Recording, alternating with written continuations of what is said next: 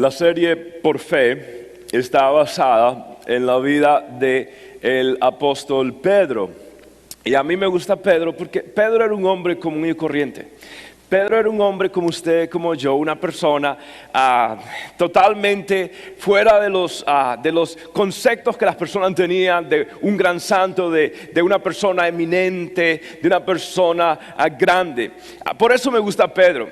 Pedro realmente, para empezar, su nombre era Simón, y Simón era el nombre más común que pudiera haber en los tiempos judíos en ese momento. Simón era un nombre común, es más, su nombre era Simón Bar Jonás, era hijo de Jonás o de Juan, como decía otra versión. Entonces este hombre era un hombre que tenía un negocito cerca del mar de Galilea, y allí pues había progresado al punto que tenía una casa hasta 2 pisos, dicen los evangelios. Quiere decir que tenía algo de cierto grado de éxito, y este hombre pues había salido adelante, y debido a que era una persona que había crecido con trabajos manuales arduos, pues Pedro era un poquito rústico. Es más, al crecer o había nacido en Bethsaida, pero al mudarse a Galilea y crecer allí, su temperamento había cambiado como los galileos. Es más, los galileos tenían un acento bien fuerte dentro de los judíos. Además, eventualmente a Pedro lo identifican por el acento que tenía,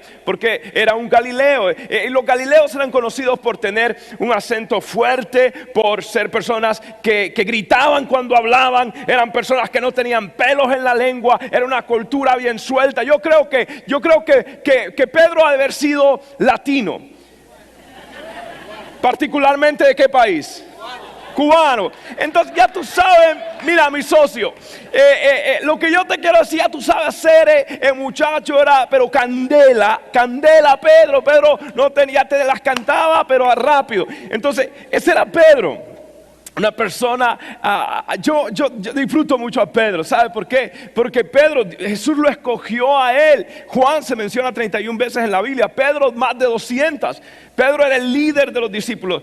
Pedro siempre era la persona que hablaba antes de meditar. Era la persona que siempre estaba creando más problemas que soluciones. Pedro era una persona, siempre era el primero en preguntar alguna pregunta a Jesús. Era el primero también en contestar. Pedro fue el primero también en cuando declarar a Jesús como el Mesías, y fue el primero en negarlo como su maestro. Alguien dijo que Pedro negó a Jesús porque le sanó la suegra. Yo no estoy seguro de eso. Pero Pedro era un personaje colorido en la Biblia. Y mire, Pedro era apasionado, no hay duda de eso, pero no era maduro. Pedro era una persona que amaba, tenía una capacidad tan grande de amar y una capacidad tan grande de odiar también. Es más, a Pedro se le subía el indio rápido, ¿ok? Es más, casi nunca se le bajaba. Una vez le quiso cortar la oreja a un hombre, aunque en el fondo le apuntó al cuello, pero nada más le dio en la oreja. Y se iba a meter con una legión de soldados, 200 soldados, y él con una espadita chiquita, una cuchilla. O sea, Pedro realmente era una persona impulsiva, era una persona que luchaba con su temperamento, era una persona inconstante. Pero algo que me gusta de Pedro es que cada vez que Jesús lo confrontó, Pedro admitía. Y cuando Pedro vio que Jesús hizo un milagro en la pesca milagrosa, inmediatamente dijo: Señor, soy hombre pecador. No anduvo racionalizando el pecado. Pedro era una persona que se entregaba cuando se entregaba. Y cuando le falló al Señor, el gallo cantó. La Biblia dice que Pedro lloró amargamente. Ese es mi campeón. Entonces Dios escoge a un hombre como Pedro para enseñarnos una de nuestras grandes lecciones en el caminar del Señor. Es más, no escoge a Juan, el discípulo amado, no escoge a Santiago, el hombre que era como más sobrio, más sabio, sino que escoge a Pedro. Y Pedro es uno de los cuadros de gracia más grandes que en la Biblia se puede presentar. Dios escoge a Pedro, y Pedro, la historia de Pedro, más que leerla, nos lee a nosotros. Pedro nos enseña más en sus fracasos que en sus éxitos. Pedro es como yo, Pedro es como usted, una persona común, una persona corriente. Ahora, Pedro es las personas que hizo lo que nadie hizo. Pedro fue el que se atrevió a creerle a Dios como pocas personas. Y si bien es cierto, le vamos a recordar porque negó a Jesús, le vamos a recordar porque fue el único que le dijo a Jesús no. La única persona que le ha dicho a Dios no fue Pedro. Sí, cuando le dijo, a mí los pies, a mí no, a todo el mundo, pero a mí no.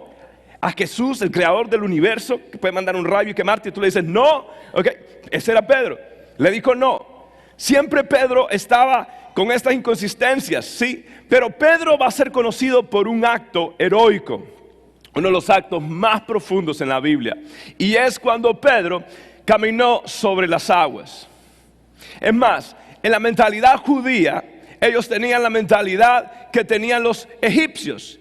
En los jeroglíficos egipcios, la palabra imposible era dibujada como un hombre que estaba caminando sobre las aguas. Entonces, en la simbología egipcia, decir la palabra imposible era precisamente esto. Recuerda, Israel vivió bajo la bota de este imperio por 400 años. Entonces, la mentalidad judía también, cuando pensaba en algo imposible, ¿en qué pensaban? En alguien caminando sobre las aguas.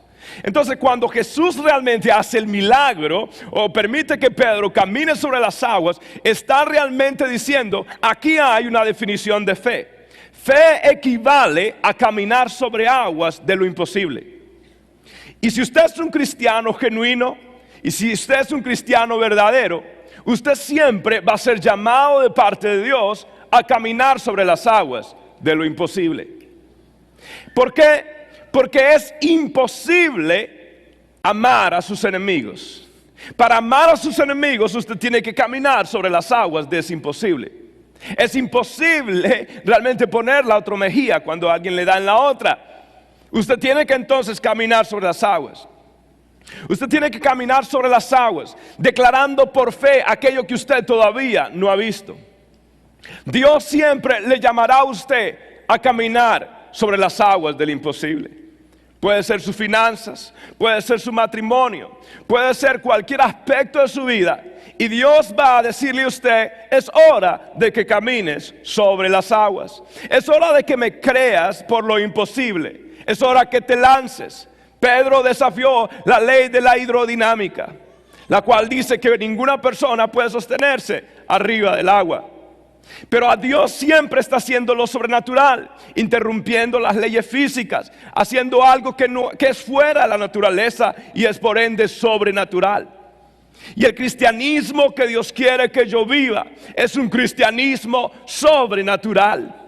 Es un cristianismo de caminar sobre las aguas de lo imposible. Y yo no sé usted, pero yo quiero caminar sobre las aguas de lo imposible.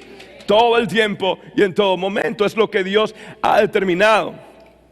Entonces nosotros vamos a ver 7 grandes lecciones en este evento grande.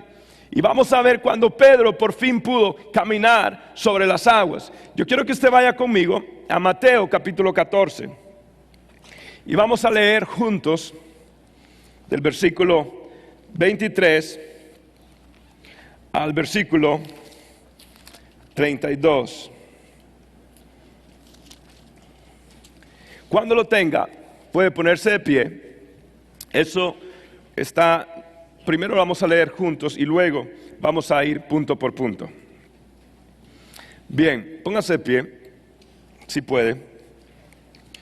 Y lo buscamos, voy a leer de la Nueva Versión Internacional. Y vamos a empezar a leer desde el versículo 23. El contexto es que Jesús acaba de alimentar 5,000 personas. Y dice la palabra de Dios las siguientes palabras. Después de despedir a la gente, subió a la montaña para orar a solas. Y al anochecer, estaba allí él solo. ¿Puedo hacer una pausa? Jesús estaba entre la gente. Hizo un milagro. Todo el mundo quería coronarle como rey. Claro, le estaba dando de comer, ¿sí? Pero Jesús hace algo tremendo. Jesús está diciendo un principio. El ministerio siempre debe de fluir de una vida profunda devocional, de una vida de oración. Jesús está diciendo acá, más importante que hablarle a la gente de Dios, es más importante hablarle a Dios respecto a la gente. Jesús está diciendo, es más importante estar en presencia de Dios antes que estar en presencia de los demás. Jesús está diciendo, es importante que ustedes oren para obtener un triunfo, pero no se olviden orar después de obtener el triunfo, porque estás más vulnerable después del triunfo. Jesús termina un éxito grande y regresa a estar a solas a orar. Yo le recomiendo que en algún momento de su vida, por lo menos una vez al año, usted haga la costumbre de un día estar sin hijos, sin esposo, sin cónyuge, solamente en la presencia de Dios. Eso le dará mucha salud a su alma.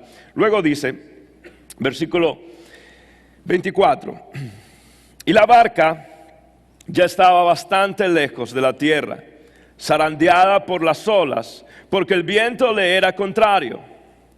En la madrugada, Jesús se acercó a ellos caminando sobre el lago.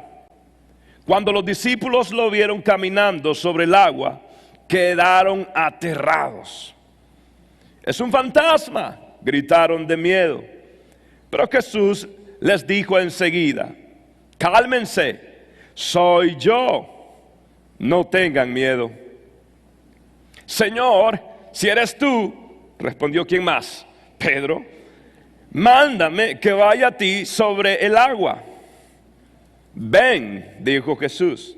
Pedro bajó de la barca y caminó sobre el agua en dirección a Jesús, pero al sentir el viento fuerte, tuvo miedo y comenzó a hundirse. Entonces gritó, «Señor, sálvame». Enseguida Jesús le tendió la mano, qué bonito, y sujetándolo, lo reprendió. «Hombre de poca fe, ¿por qué dudaste?». Cuando subieron a la barca se calmó el viento, y los que estaban en la barca lo adoraron diciendo, «Verdaderamente tú eres el Hijo de Dios». Amén. Puede sentarse. Vamos a ver nosotros entonces 7 lecciones muy importantes que nos enseñan esta narración bíblica. Lo primero que vamos a entender es esto, que las tormentas de la vida son pasajeras, repentinas, pasajeras, pero pueden darnos lecciones eternas. Esas tormentas pasajeras pueden dejar dentro de nosotros lecciones eternas. Mire usted lo que dice el versículo 24. Y la barca ya estaba bastante lejos de la tierra, zarandeada por las olas, porque el viento le era ¿cómo? El viento le era contrario. Mire, algo que yo estoy seguro es que las tormentas en su vida van a venir. De hecho, en este caso particular que estaba en el mar de Galilea, debido a que este mar estaba ubicado contra un trasfondo de montañas, dentro de ellos el hermoso Monte Hermón, el cual los picos de este monte estaban con ciertos nevados. Estos vientos fríos contrastaban con los vientos cálidos del valle y creaban dentro de ese mar tremendas tormentas frecuentes, repentinas y pasajeras. Dios utiliza este fenómeno natural para dar una gran lección a sus discípulos. Y es esto, que las tormentas pueden venir, pueden suscitarse, pero Dios tiene un plan y un propósito dentro de esas tormentas. En cierto sentido, yo diría que toda tormenta es una tormenta perfecta. Es una tormenta perfecta porque está diseñada por un Dios perfecto para un propósito perfecto en tu vida, para guiarte a la voluntad buena, agradable y perfecta. Entonces Dios va a utilizar todas esas tormentas. ¿Cuántos de ustedes han experimentado tormentas en su vida? Espero que no esté sentado a la par de su tormenta hoy. Pero todos hemos experimentado tormentas. Todos estamos saliendo de una o a punto de entrar a otra. Pero esto es así, son tormentas. Mire, no hace mucho supe de una mujer que su esposo fue deportado. Ella perdió su trabajo, no tiene dónde vivir. Otra madre fue golpeada por su esposo y luego tuvo que ir a vivir a un shelter. Pierde su empleo, ya no le dan lugar en el shelter. Eso es una tormenta. Eso es una tormenta para esta mujer que perdió a su esposo. Es una tormenta para la persona que acaba de recibir un diagnóstico médico diciendo que es una enfermedad terminal. Eso es una tormenta. A veces nosotros nos afanamos, nos preocupamos, estamos preocupados por cuestiones realmente pequeñas. El otro día estaba yendo a un lugar y estaba, la verdad, un poco estresado. Y de pronto veo un papá empujando a su hijo parapléjico. Eso es una tormenta. Eso es una verdadera tormenta. Sí. Y las tormentas van a venir, pero yo te aseguro algo. La Biblia dice que atravesando el valle de lágrimas, el valle de sombra y de muerte, el Señor no está diciendo que te vas a quedar siempre en ese valle. Estás atravesando el valle de sombra, de muerte, de lágrimas, pero en el nombre de Jesús no te vas a quedar ahí, lo vas a cruzar. Lo vas a cruzar. Ahora, durante estés en ese tiempo, hay lecciones eternas que debemos de aprender. Son lecciones que Dios nos da. Hay un hombre que tuvo un accidente y quedó parapléjico. Y este hombre empezó más bien a escribir y ministrar a otras personas. Y la revista que él emite ahora se llama Triunfo. Un parapléjico escribiendo de triunfo. Y él escribió en una ocasión las siguientes palabras: Cristo no es un seguro en contra de las tormentas, sino la seguridad dentro de ellas. Cristo no es State Farm. Cristo no es Allstate. Cristo no es Geico. Cristo no es el del pato, ¿cómo se llama? Aflac. Ok, Cristo no. Cristo no es un seguro en contra de las tormentas, pero es la mejor seguridad que usted puede tener en medio de ellas. Cristo no garantiza un vuelo fácil, pero sí un aterrizaje seguro, cierto y en el tiempo de Dios. Pero usted va a pasar turbulencias. Usted va a pasar, y Dios lo que va a usar es tomar algo pasajero para formar en usted valores eternos. Entonces, ¿cuántos de ustedes, sí o no, que el tiempo donde ustedes han crecido más ha sido en medio del tiempo de tormenta? ¿Sí o no? Oh, Dios mío. Y es que uno, aunque quiera buscar a Dios y estar en comunión con Él en tiempos de bonanza, en tiempos buenos, no hay mejor tiempo para crecer que en medio de las tormentas. Así que bendita las tormentas de la vida, con tal de que Dios cumpla su propósito en mí. Ahora, eso es lo que aprendemos, que las tormentas son pasajeras, pero las lecciones pueden ser eternas. Número 2, nosotros podemos aprender algo ahora.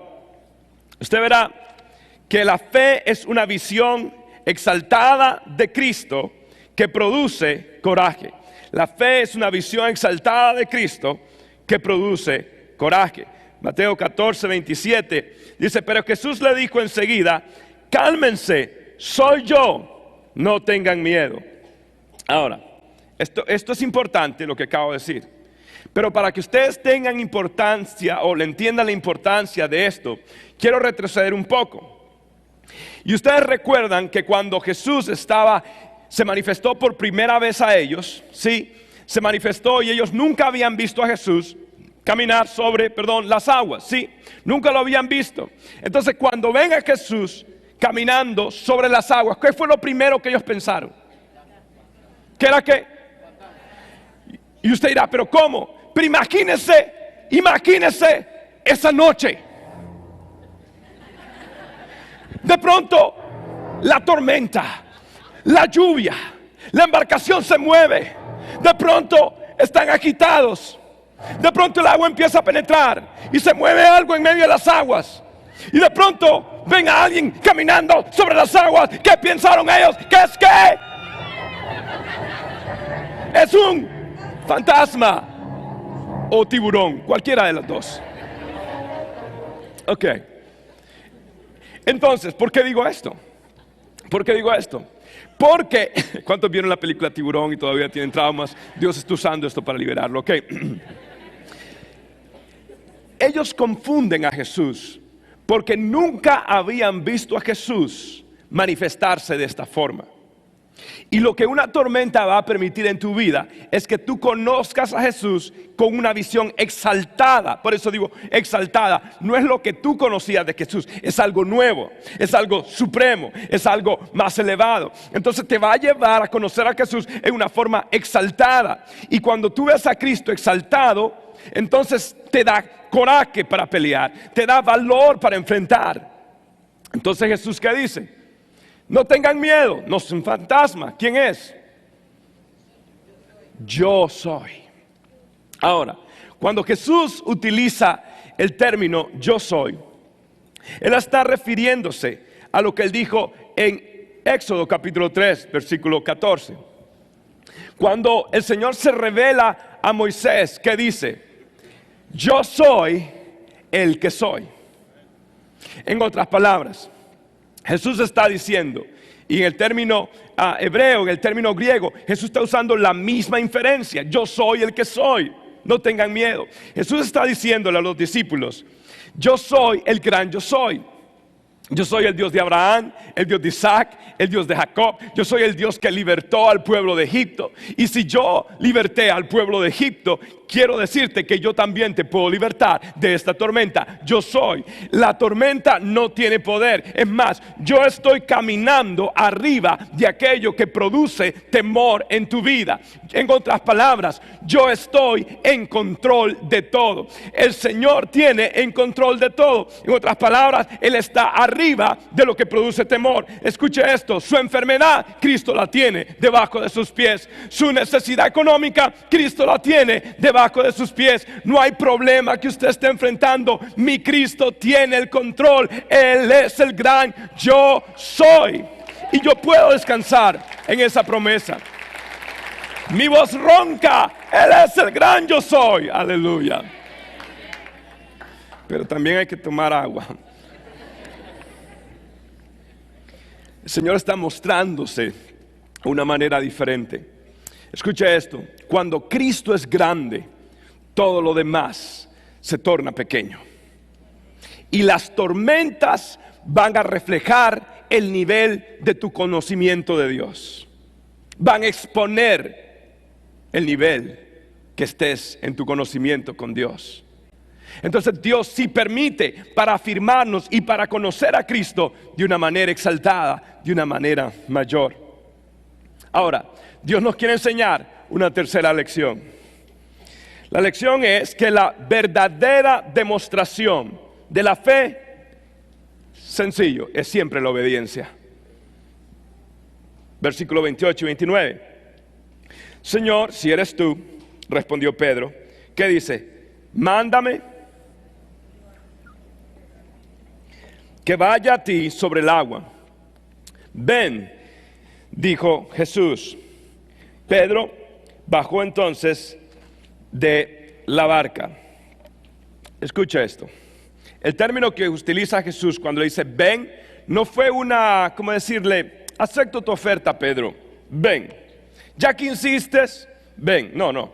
Cuando Jesús dice ven, es Pedro, es hora que salgas del barco. Es un imperativo. Está diciendo, ven ahora, es hora de que salgas de la barca ya. Y usted puede decir lo que usted quiera decir de la fe, pero su fe no es fe hasta que usted no haya obedecido. Hasta que usted no haya obedecido, realmente usted no ha creído. Si Dios le está diciendo algo a usted y usted no lo está haciendo, en realidad usted todavía no ha creído. La fe es solamente fe y la única prueba es hasta que usted obedece.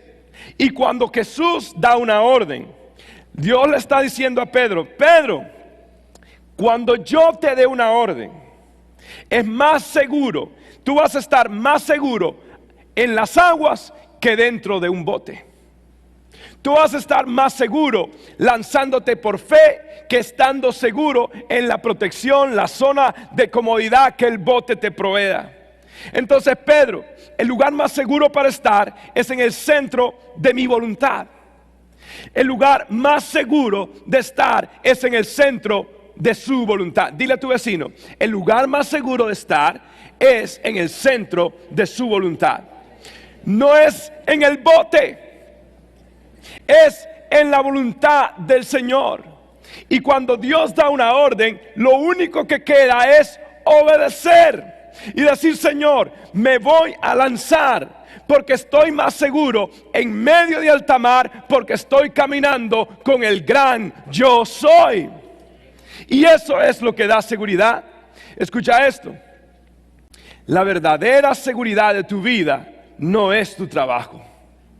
La verdadera seguridad de tu vida no la da tus finanzas. La verdadera seguridad de tu vida es la presencia de Dios sobre tu vida. Y cuando tú aprendes esto, te vuelves en una persona que es temeraria. Te vuelves en una persona que no depende de otras personas. Cuando tú te das cuenta de esto, déjame decirte, tú te das cuenta que tu vida no depende de ningún ser humano. Depende absolutamente de Jehová, Dios de los ejércitos, el Dios santo del pueblo de Israel. Tu vida depende de Dios. Tu vida depende de Dios. Entonces, cuando tú aprendes a que tu vida depende de Dios, tú no vives en temor. Tú vives relax. Tú vives cool. Tú vives, como dicen los teenagers, chilling out. I don't even know if I'm saying. I'm trying to connect, guys. Just help me out here. Okay. ¿Por qué? Porque tu vida depende de ¿quién? De Dios. Tu vida depende de quién gane la elección. Tu vida depende de Obama o de Romney. No way, José. Mi vida depende del Rey de Reyes y del Señor de los Señores, independientemente de lo que pase el 2 de noviembre. Mi vida no está limitada a eso. Yo no dependo de que el gobierno haga algo para la inmigración. Dios puede cambiar cualquier gobierno y hacer su voluntad. Nadie puede, escucha esto, tú eres indetenible, tú eres indestructible, tú eres invencible, porque todo lo puedo en Cristo que me fortalece. Aleluya. Usted es libre. Usted puede confiar. Es hora que se pare y diga: Dios, dependo de ti y me voy a lanzar y voy a creer, porque es mejor estar con Dios que estar en un bote que es falsa seguridad. Eso me da paz. Pero hay otra lección grande. La lección es esta: es que la fe siempre va a tomar riesgos y siempre recibirá recompensas. Amén. ¿Cuántos quieren recompensas? Oh, yo quiero. Mateo 14:29, segunda parte. Dice: Pedro bajó de la barca y caminó, ¿dónde? Sobre el agua, en dirección ¿a quién? A Jesús. Perfecto. Mire, dependiendo de su riesgo, así será su recompensa.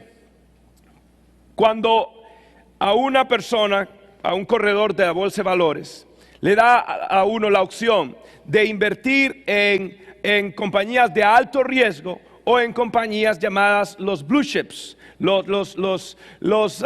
grandes, en otras palabras. Y si usted invierte en las grandes, pues tiene una ganancia segura y varía lo que sea en porcentaje, 8%, lo que sea. Ok, varía.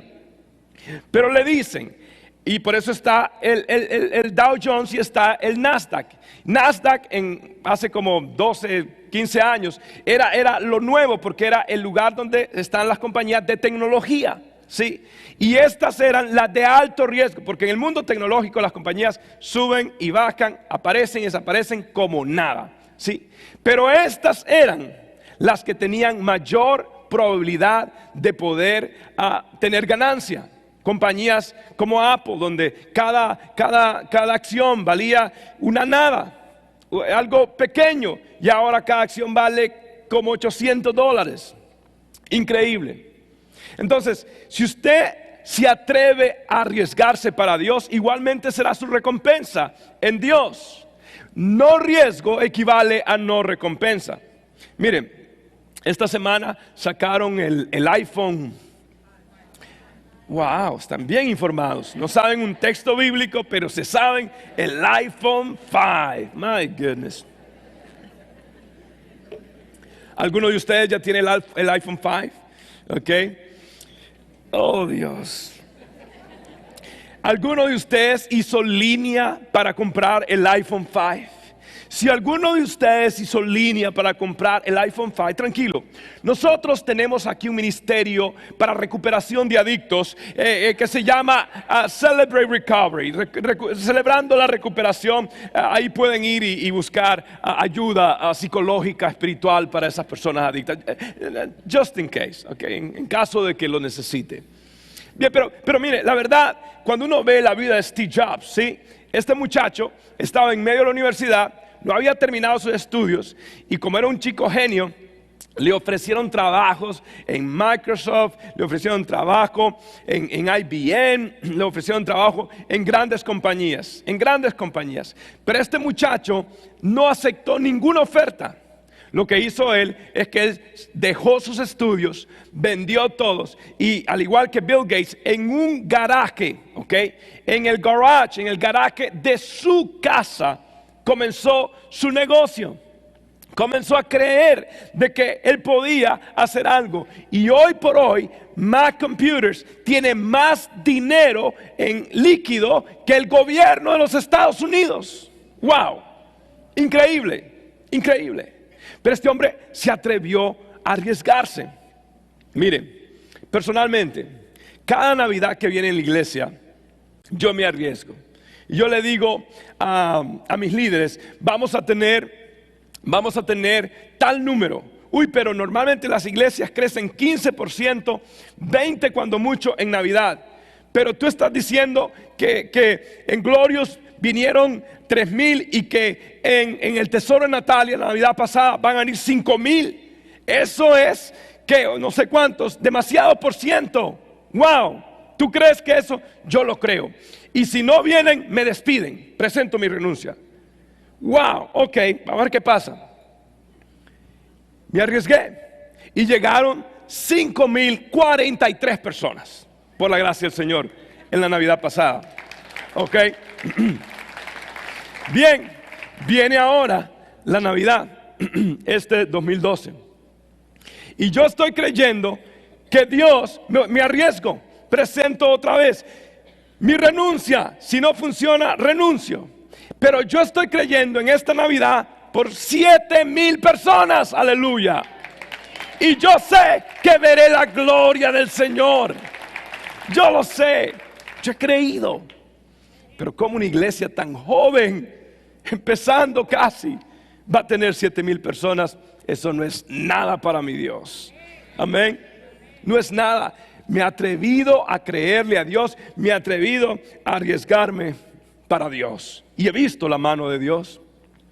Por eso hablamos de Pedro que caminó sobre las aguas. No estamos hablando de Santiago, no estamos hablando de Juan, de Bartolomé. Estamos hablando de uno que se atrevió y es Pedro.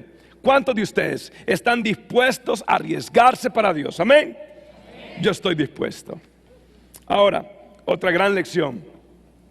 Fe es concentrarse en Cristo y no en las circunstancias. Eso es fe.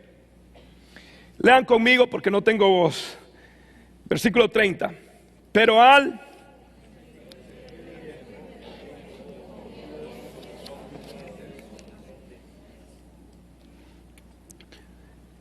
¿en quién puso sus ojos?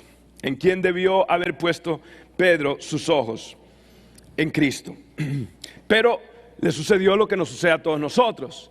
Empezamos a racionalizar las cosas.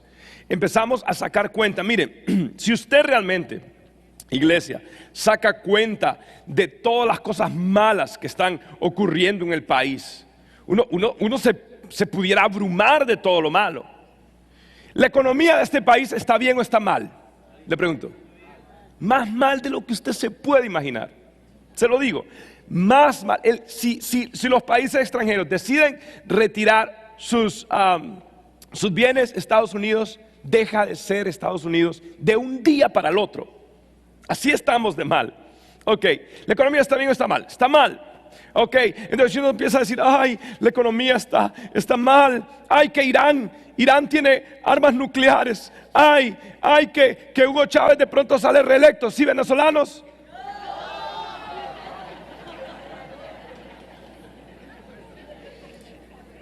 Los venezolanos se lanzan a las aguas por fe y dicen, no va a salir reelecto allá. Dios. Pero me alegra que los venezolanos, oremos por el pueblo de Venezuela, ¿sí?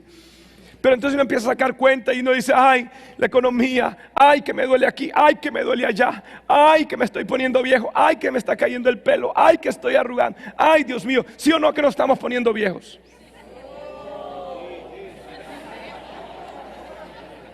Eso no es un acto de fe, eso es negar la cruda realidad.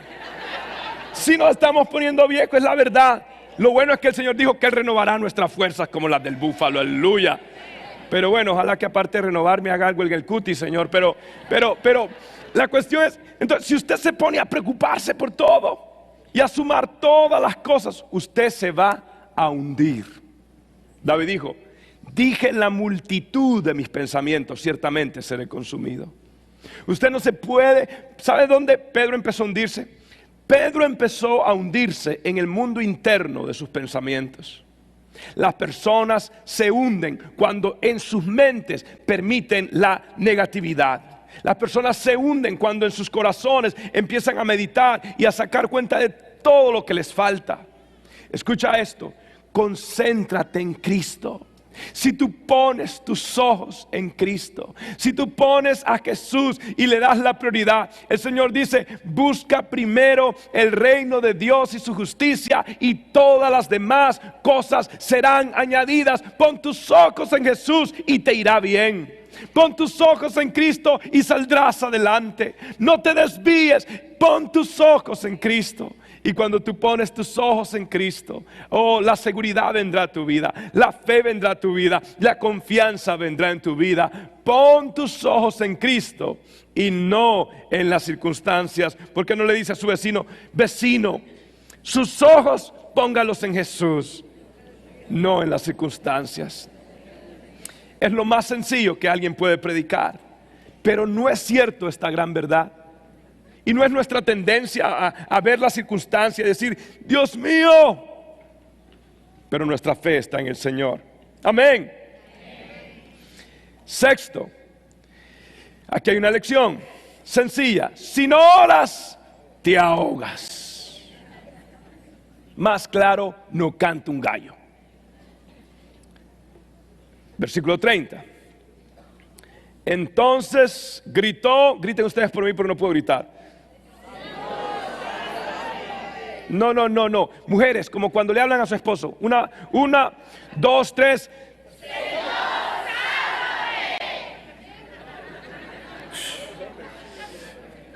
Muchachos, hombres, tenemos consejería al final del servicio. Liberación de traumas, ahí los tenemos. Ok. Otra vez, mujeres, como dijo Pedro, Señor, sálvame. No, pero que dure. Sálvame. Ok, Señor, sálvame.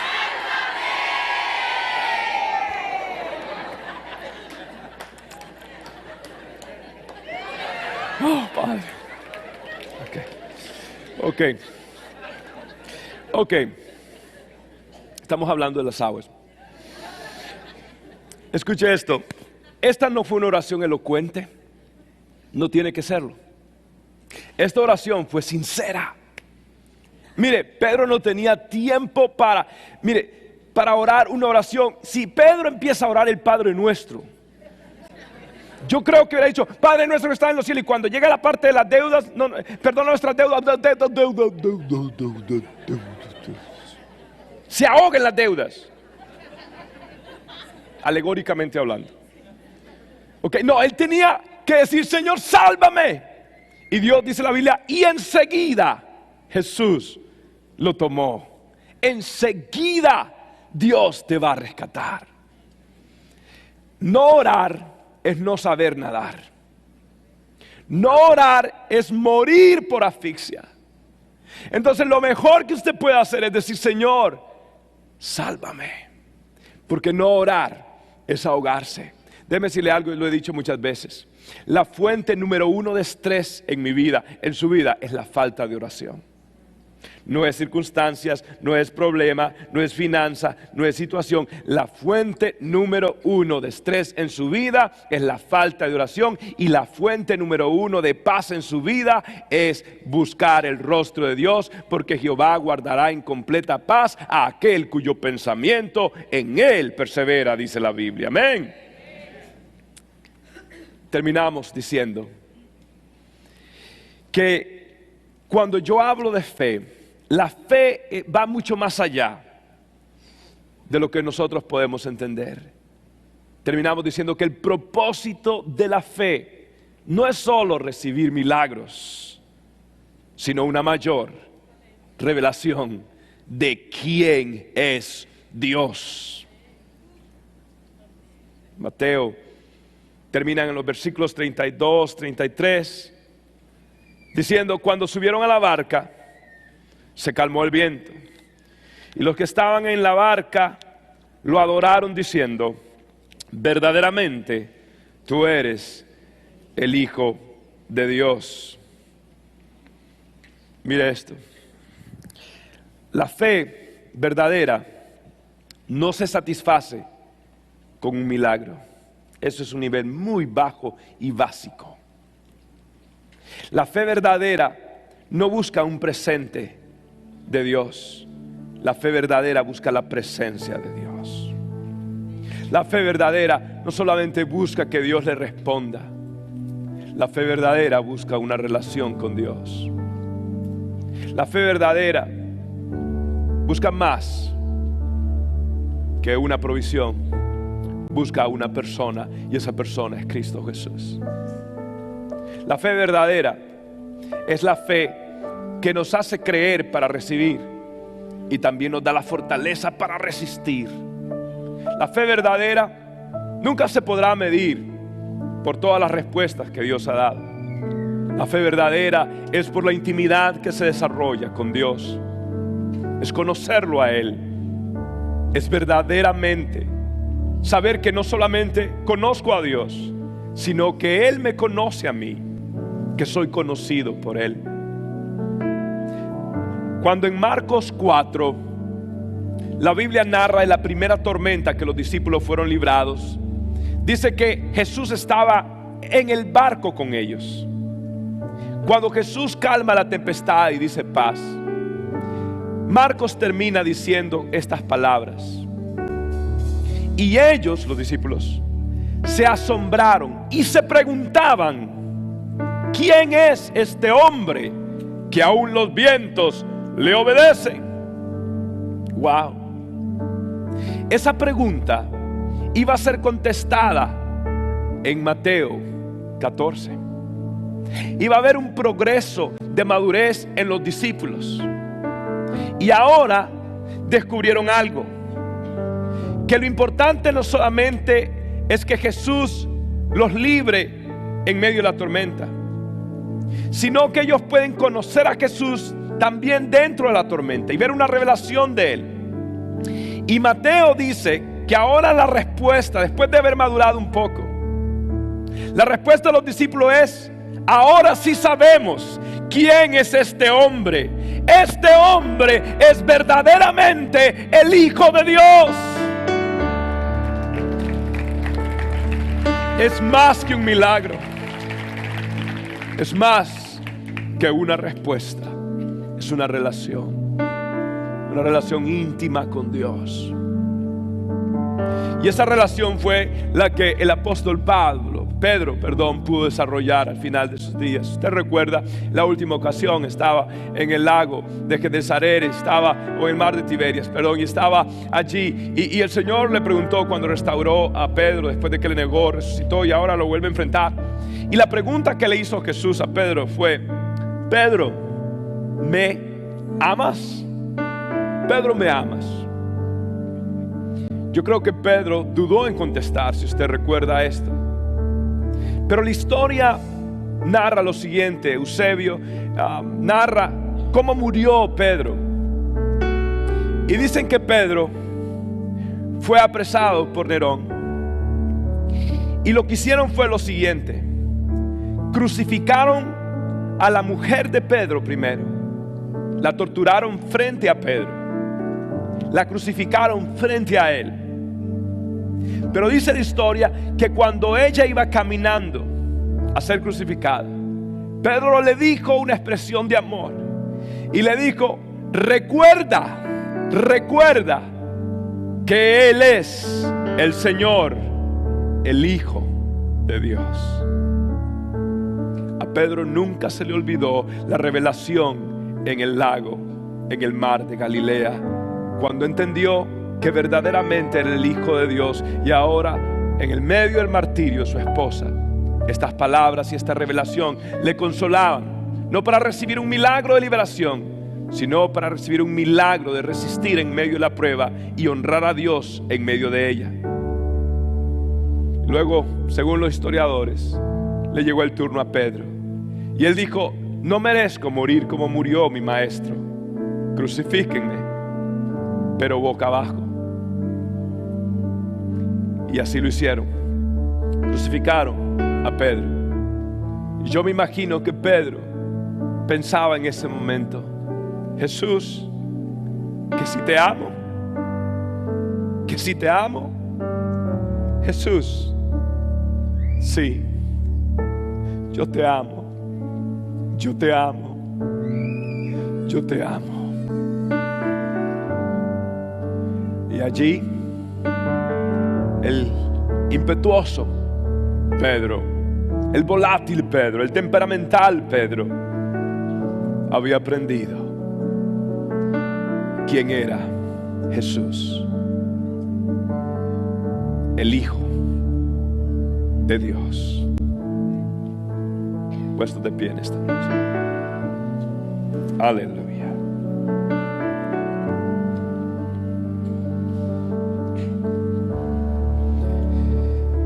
Señor, gracias por habernos hablado, por habernos desafiado.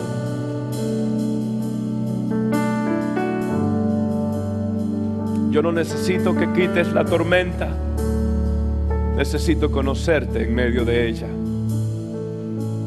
Yo no necesito necesariamente que me hagas todos los milagros que quisiera, aunque creo que los recibiré. Lo que más necesito es tu presencia en medio de ellos. Señor, gracias por haberme hablado. Voy a tomar riesgos, creeré en tu recompensa, seré obediente, me lanzaré, Señor, creyendo que veré tu gloria. Señor, gracias por habernos hablado. Mientras la iglesia ora, yo quiero preguntar a las personas que están aquí por primera vez. Alguien te invitó o has venido un par de veces, pero todavía tú no has depositado tu fe en Jesucristo.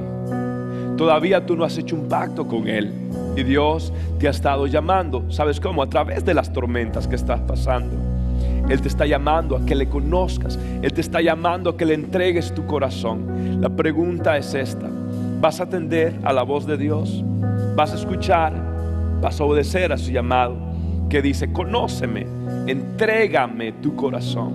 Si tú quieres entregarle tu corazón, tu vida a Jesús, yo voy a hacer una oración.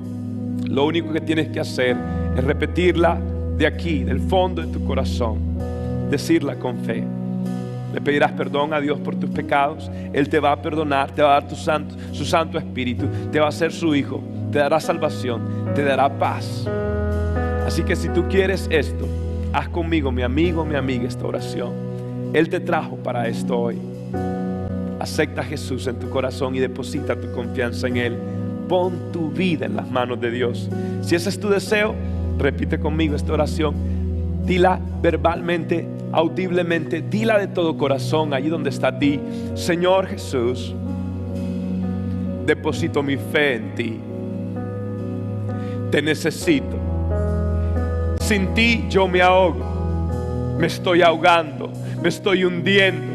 Necesito un cambio, necesito que me salves como salvaste a Pedro. Necesito que lo hagas ahora mismo. No puedo más, Estoy cansado, cansada de luchar por mis fuerzas. Necesito tu ayuda. Perdóname porque te he fallado. Diga: perdóname por mis pecados. Hoy te declaro el Señor de mi vida, el Salvador de mi vida.